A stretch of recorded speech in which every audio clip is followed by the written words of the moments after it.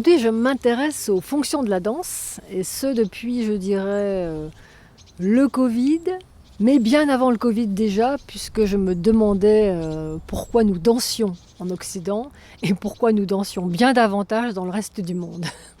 De fait, je me suis dit que la danse manquait un peu à nos vies, donc je voudrais, dans les pièces à venir, remettre beaucoup de danse dans nos vies. En particulier, je dirais la fonction festive, la fonction libératoire, donc avec une pièce qui s'appelle Eyoka. Eyoka qui veut dire clown sacré fauteur de troubles en Sioux Lakota Teton. Cette pièce, elle a été créée en 2023 et c'est vraiment un carnaval dansé, musical, où on peut, je dirais, se libérer à la fois de ses monstres, de ses peurs et de ses colères également. Voilà. Deuxième pièce sur laquelle je travaille aujourd'hui, donc c'est Wakan, qui veut dire sacré, toujours en Sioux Lakota Teton. 4, 5, 6, 7, 8.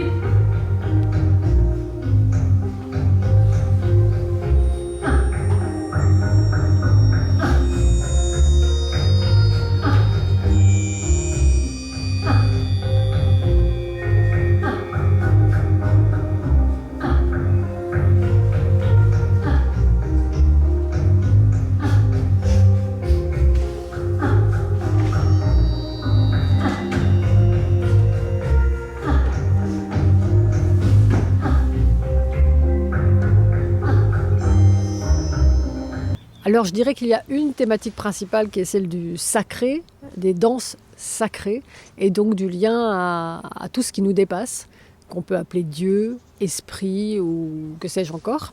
L'inspiration, elle vient vraiment du monde entier, plus que de l'Occident, à savoir, je me suis amusée et surtout très intéressée à aller voir les danses sacrées du monde, en Afrique, en Asie, en Amérique, évidemment avec les Sioux également et tous les peuples amérindiens.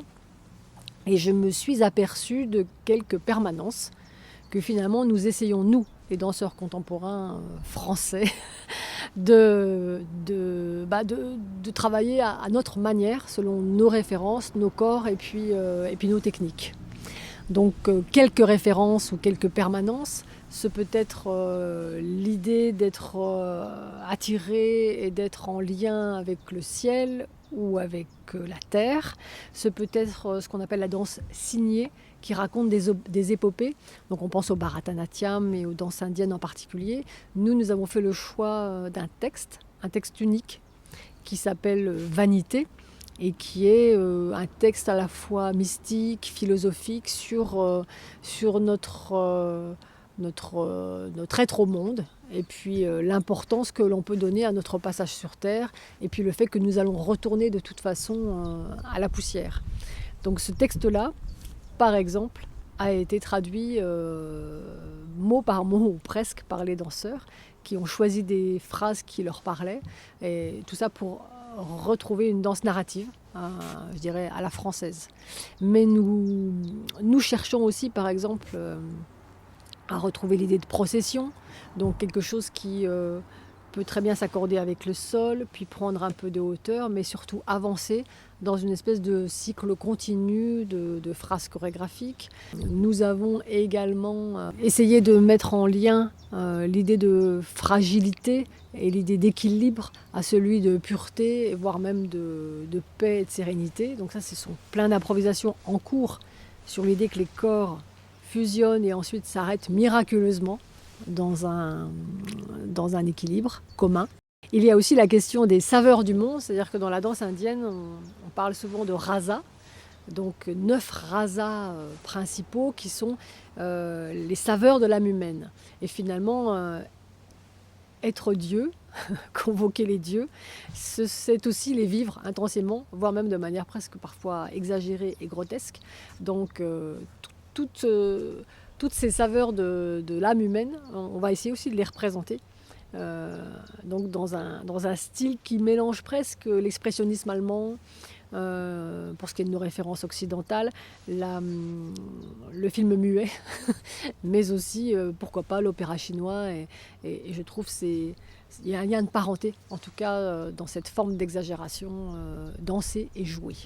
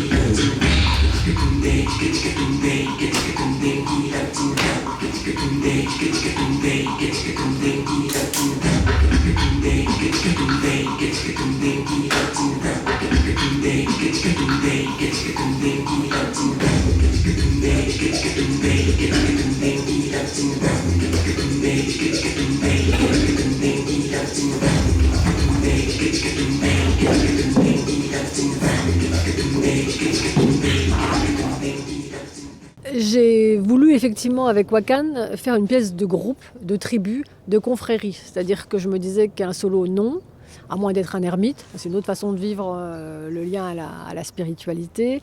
Le duo, on n'est pas encore confrérie, trio non plus, quatuor, ça commence à être un peu le cas. Et 6, on est vraiment groupe. On peut développer quelque chose ensemble en étant de la même tribu. Donc ça, déjà, je me suis dit que 6, c'était comme une sorte de minimum pour pouvoir avancer dans cette thématique. Et le choix des danseurs s'est fait en fonction de leur, je dirais, lien, leur communauté avec mon propre travail gestuel, mais aussi leur individualité et leur capacité peut-être à aller fouiller un extraordinaire de leur propre danse et de leur propre corps. Donc certains sont... une en particulier est plutôt hyper souple, l'autre est dans une énergie assez folle, une troisième a une forme de jeu comique qui est assez facilement mobilisable, l'un est acrobate, le troisième extrêmement dissocié et puis le dernier dans une espèce de souplesse et d'énergie je dirais digne des moines Shaolin. Donc en fait on a un panel, on a une variété de danse et de possibles qu'il est question à un moment donné de la pièce, et particulièrement d'ailleurs je pense vers la fin, de pousser à un certain extrême comme une dernière offrande en fait à nos divinités.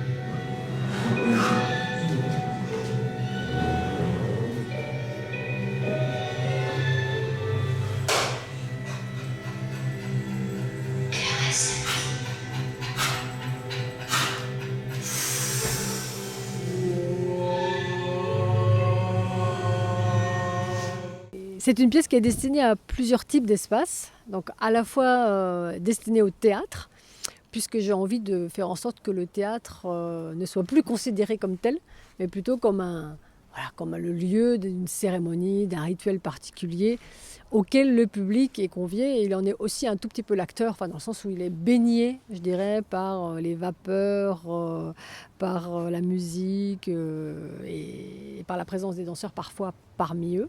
Donc ça, c'est une première chose. Et je le destine également, cet ouvrage, à d'autres lieux, alors qu'on appelle les lieux non dédiés, qui ont une référence forte, je dirais, avec déjà les rituels. Donc c'est l'occasion pour moi de remettre de la danse dans les églises. Donc on va commencer d'ailleurs en avril prochain à Lons-le-Saunier. Mais également, c'est une occasion d'aller visiter d'autres types de temples ou je dirais d'espaces extraordinaires comme certaines ruines, qu'elles soient de chapelles, de châteaux ou d'autres. On pourrait même imaginer le danser parmi les menhirs ou bien des espaces magiques qui datent de bien avant le catholicisme. Et puis également des espaces que je dirais magiques ou fantastiques mais qui sont liés à l'industrie. Donc nous allons danser par exemple à Besançon sur la friche de la Rhodia, qui est une ancienne usine énorme, voilà, qui a fait la richesse et l'emblème de la ville. Et de fait, aujourd'hui, il en reste quelque chose qui a valeur de cathédrale.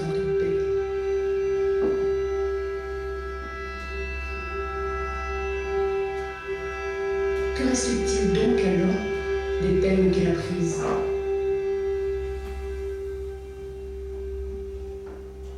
J'ai vu tout ce qui se fait sous le soleil, et voici. Tout est vanité et poursuite du vent.